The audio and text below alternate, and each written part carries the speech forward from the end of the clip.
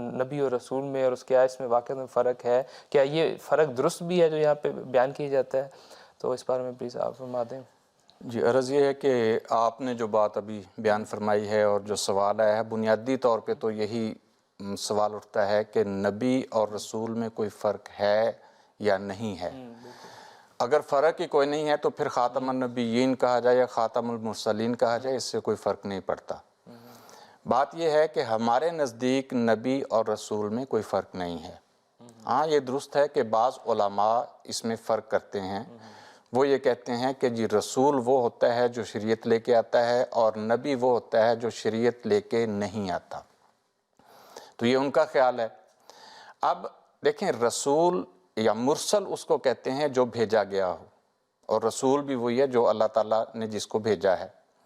چونکہ رسالت پیغام کو کہتے ہیں، وہ اللہ کا پیغام لے کے آتا ہے، خدا تعالیٰ اس کو اپنے پیغام کے ساتھ بھیجتا ہے، تو اس لحاظ سے اس کو رسول کہا جاتا ہے۔ اور نبأ کہتے ہیں خبر کو۔ نبی مبالغے کا صیغہ ہے، بہت زیادہ خبریں دینے والا، یعنی خدا تعالیٰ جو پیغام دیتا ہے، جو خبر دیتا ہے، جو خبر دے کے اپنے رسول کو بھیجتا ہے، وہ جب لوگوں کو وہ خبر سناتا ہے تو وہی نبی کہلاتا ہے۔ تو اس لحاظ سے رسول اور نبی میں ہمارے نزدیک فرق نہیں ہے۔ جبکہ علماء حضرات کس بنا پہ فرق کرتے ہیں یہ وہ بہتر بتا سکتے ہیں، ان کے پاس کیا دلائل ہیں، لیکن میں اس بحث میں تو نہیں جاؤں گا کہ کس عالم نے یا کس بزرگ نے کیا فرمایا ہے۔ میں صرف یہ عرض کرنا چاہوں گا کہ جب ہم قرآن کریم کے اوپر غور کرتے ہیں تو ہمیں اس میں کوئی فرق نظر نہیں آتا، اور جو علماء تعریف بیان کرتے ہیں کہ جی شریعت والا نبی ہی رسول کہلاتا ہے، اور جو شریعت نہیں لے کے آتا وہ رسول نہیں کہلاتا، وہ صرف نبی کہلاتا ہے، قرآن کریم اس کی تائید نہیں کرتا۔ دیکھیں، ایک بات ذہن میں رکھیں کہ ایک شریعت ہو تو نبی ایک سے زیادہ ہوں، اس سے فرق نہیں پڑتا، کیونکہ اگر دو نبی بھی ہیں یا ایک سے زیادہ نبی اس امت میں آ جاتے ہیں، اسی شریعت کی وہ تبلیغ کر رہے ہوتے ہیں، اسی شریعت کی خود بھی پیروی کرتے ہیں اور دوسروں کو بھی کرواتے ہیں۔ لیکن اگر شریعتیں ایک سے زیادہ ہوں تو پھر فرق پڑتا ہے کہ قوم ایک ہے، شریعتیں ایک سے زیادہ آ گئی ہیں، تو قوم کو سمجھ نہیں آئے گی کہ ہم اس شریعت کے اوپر عمل کریں یا دوسری شریعت کے اوپر عمل کریں۔ اب جب ہم قرآن کریم پر غور کرتے ہیں تو ہمیں یہ واضح طور پر نظر آتا ہے کہ ایک ہی وقت میں ایک ہی قوم کی طرف دو دو نبی بعض اوقات ہوتے رہے ہیں۔ مثال کے طور پر حضرت ابراہیم علیہ السلام کی زندگی میں ہی حضرت اسماعیل علیہ السلام نبی تھے، یعنی دونوں نے مل کر خانہ کعبہ کی بنیادیں اٹھائی ہیں۔ اور قرآن کریم حضرت اسماعیل علیہ السلام کے بارے میں بھی یہ فرماتا ہے اِنَّهُ كَانَ صَادِقَ الْوَعْدِ وَكَانَ رَسُولًا نَبِيًّا، کہ وہ سچے وعدوں والا تھا اور رسول تھا اور نبی تھا۔ اور پھر اسی طرح حضرت یعقوب علیہ السلام اور حضرت یوسف علیہ السلام اکٹھے تھے، اور دونوں، بلکہ حضرت یعقوب علیہ السلام کی جو آخری عمر ہے وہ تو حضرت یوسف علیہ السلام کے پاس ہی گزری ہے، جو تاریخیں بتاتی ہیں، بائبل سے بھی یہ ظاہر ہوتا ہے، قرآن کریم سے بھی یہ ظاہر ہوتا ہے۔ اور پھر حضرت یوسف علیہ السلام کے بارے میں بھی فرمایا کہ وہ رسول تھا، کیونکہ قرآن کریم فرماتا ہے حتیٰ اذا ہلاکا قلتم لن یبعث اللہ من بعدہ رسولا، کہ جب وہ فوت ہو گیا تو تم نے یہ کہنا شروع کر دیا کہ اب اللہ اس کے بعد کوئی رسول نہیں بھیجے گا، یعنی دوسرے وہ بھی ختم نبوت کے قائل تھے اس وقت، وہ لوگ بھی۔ تو حضرت یعقوب علیہ السلام کے بعد حضرت یوسف علیہ السلام کو بھی رسول قرار دیا جا رہا ہے کہ اب اس کے بعد رسول نہیں آئے گا، مطلب وہ بھی رسول تھا۔ اچھا، اس کے بعد جب ہم حضرت ہارون اور حضرت موسیٰ علیہ السلام کو دیکھتے ہیں تو حضرت موسیٰ علیہ السلام کو اللہ تعالیٰ نے نبوت اور رسالت عطا کی تھی، جبکہ حضرت ہارون علیہ السلام کو تو حضرت موسیٰ علیہ السلام کی درخواست پر نبی بنایا گیا تھا۔ اور قرآن کریم میں جب ہم دیکھتے ہیں دونوں بھائی ایک ہی وقت میں ایک ہی قوم کی طرف آئے تھے، اور قرآن کریم فرما رہا ہے کہ دونوں فرعون کی طرف جاؤ فَقُولَا إِنَّا رَسُولَا رَبِّكَ، کہ دونوں جا کے کہو ہم دونوں تیرے رب کے رسول ہیں، یعنی دونوں یعنی رسالت شریعت کے ساتھ ہوتی ہے اور رسول اس کو کہتے ہیں جو شریعت لے کے آتا ہے، تو پھر یہاں قرآن کریم حضرت ہارون علیہ السلام اور حضرت موسیٰ علیہ السلام دونوں کو رسول قرار دے رہا ہے کہ دونوں جاؤ اس کو دونوں کہو کہ ہم دونوں اللہ کے رسول ہیں۔ تو کیا دونوں الگ الگ شریعت لے کے آئے تھے؟ پھر ایک دوسرے مقام پہ فرمایا فقولا انا رسول و رب العالمین، کہ ہم رب العالمین کی طرف سے دونوں رسول ہو کر آئے ہیں۔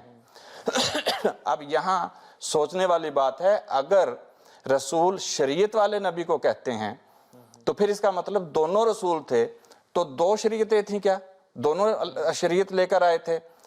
تو یہ ممکن نہیں ہے کہ ایک ہی قوم ایک ہی وقت میں دو شریعتیں ہیں، اور حضرت موسیٰ علیہ السلام 40 راتوں کے لیے جاتے ہیں پہاڑ پہ، پیچھے حضرت ہارون علیہ السلام کو چھوڑ کے جاتے ہیں، کس کی شریعت کی پیروی کروا رہے تھے پچھلے اس کا حضرت موسیٰ علیہ السلام کے بعد؟ اپنی شریعت علیحدہ تو نہیں تھی ان کی، وہ وہی شریعت تھی، ایک ہی شریعت تھی، لیکن دونوں کو رسول کہا گیا۔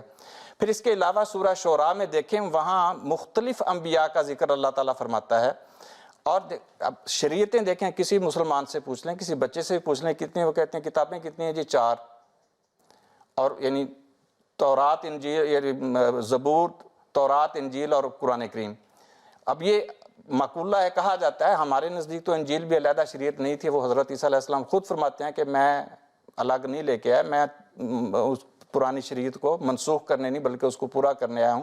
بہرحال یہ ایک علیحدہ بات ہے، لیکن سوچنے والی بات یہ ہے کہ کیا ایک ایک امت کی طرف کتنی شریعتیں آتی رہی ہیں؟ اب قرآن کریم سورہ شعراء میں فرما رہا ہے کذبت قوم نوح المرسلین، کہ قوم نوح نے مرسلین کی تکذیب کی۔ اب مرسلین کا مطلب جمع کا صیغہ استعمال ہوا ہے، تو وہ کتنی شریعتیں آئی تھیں حضرت نوح علیہ السلام کی قوم کی طرف۔ پھر اسی طرح قوم عاد کا ذکر کیا، وہاں بھی یہی فرمایا کہ قوم عاد نے بھی مرسلین کی تکذیب کی۔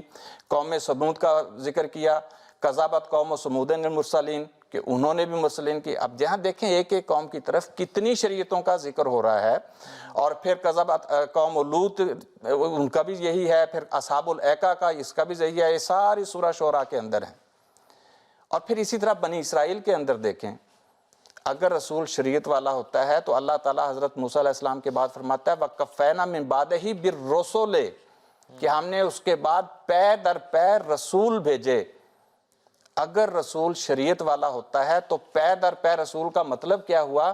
کہ پے در پے شریعتیں آئیں، متواتر شریعتیں آئیں۔